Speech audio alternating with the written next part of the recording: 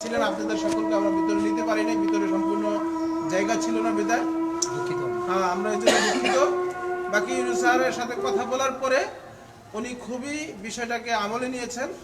এখনই উনি ফরওয়ার্ডিং করতেছেন, হোয়াটসঅ্যাপে কথা বলবেন, রাত্রের মধ্যে আমাদেরকে ডিসিশন জানাবেন এবং কালকে যেন আমরা ব্যবস্থা নিতে পারি। আমরা যেন কালকে এই জন্য কোনো মানে বাস্তব দৃশ্য দেখতে পারি যে এখানে ওদের কার্যকলাপ হচ্ছে না, ইনশাল্লাহ জানাবে।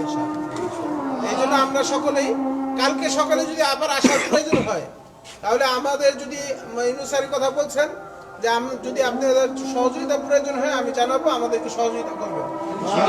সহযোগিতা প্রয়োজন হয় আমরা কালকে যদি কোনো সময় আসার প্রয়োজন হয় আসবো তো ইনশাআল্লাহ।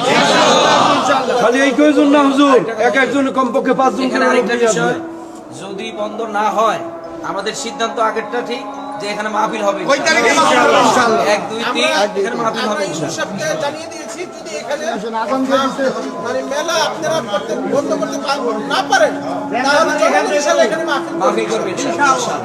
এইখানে আপনি কি বিষয়ে আসলেন, কি বিষয়টা নিয়ে আসলেন? এখানে 5 পীরের যে মাজার আছে, এই মাজারকে কেন্দ্র করে অনিসলামিক, অসামাজিক এবং রাষ্ট্রবিরোধী অনেক কার্যকলাপ হয়, সেটাকে বন্ধ করার জন্য আমরা ইউনূস সাহেবের সাথে সাক্ষাৎ করার জন্য এসেছি এবং স্মারকলিপি দিয়েছি।